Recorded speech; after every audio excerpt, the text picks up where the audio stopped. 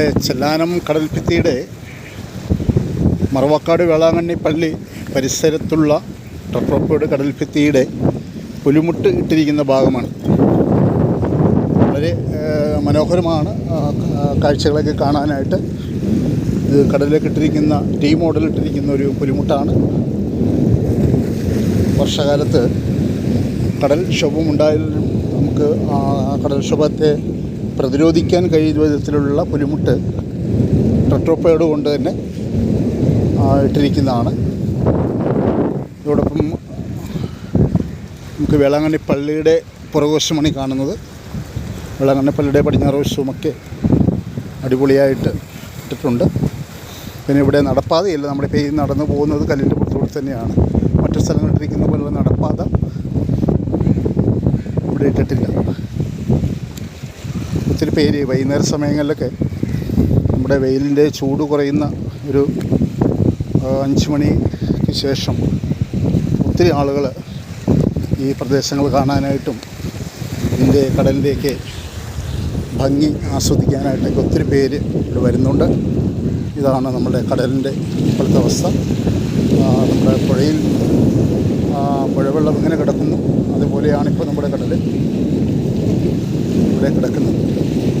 കാര്യം ഒരു വായ്പുമില്ല, അല്ലെങ്കിൽ വലിയ മൂരിയും വലിയ കടലുമൊക്കെ വന്നിരിക്കുന്ന സ്ഥലമാണ്. അപ്പോൾ അതൊന്നുമില്ല. നമ്മളിപ്പോൾ ഈ കാണുന്നത് വേളാങ്കണ്ണി പള്ളി,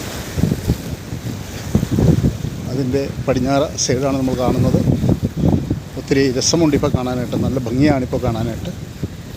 അവിടെ കടലും കടൽഭിത്തിയും അതുപോലെ നല്ല കാറ്റും വളരെ മനോഹരമായ ഒരു കാണാൻ ഭംഗിയുള്ള ഒരു പ്രദേശമായി നമ്മുടെ മാതാവിൻ്റെ പള്ളിയുടെ പരിസരവും പള്ളിയുമൊക്കെ മാറിക്കഴിഞ്ഞു.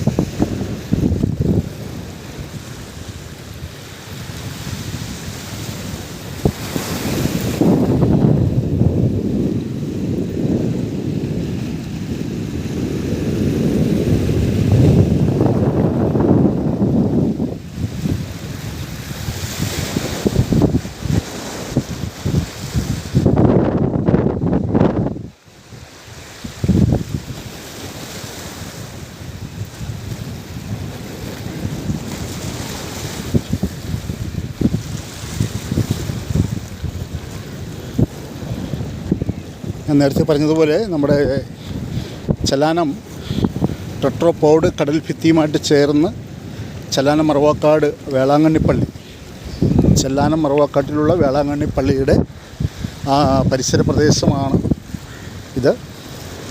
ഇവിടെ വന്നാൽ ആത്മീയമായും നമുക്ക് ഒത്തിരി സമാധാന അന്തരീക്ഷം നിലനിൽക്കുന്ന ഒരു പ്രദേശം കൂടിയാണ്. നമുക്ക് മനസ്സിലാക്കാൻ കഴിഞ്ഞത് ഒത്തിരി പേര് ഇവിടെ സന്ദർശനത്തിനായി എത്തുന്നുണ്ട്. അതുപോലെ വൈകുന്നേരമായി കഴിഞ്ഞാൽ ചൂട് കുറയുന്ന സമയത്ത് നമ്മുടെ ഈ കടലിൻ്റെ ഭംഗി ആസ്വദിക്കാനും നമ്മുടെ ഈ ടട്രോപ്പോഡിൻ്റെ ഈ ഭംഗിയൊക്കെ ആസ്വദിക്കാനും ഒത്തിരി പേര് ഇവിടെ എത്തുന്നുണ്ട്.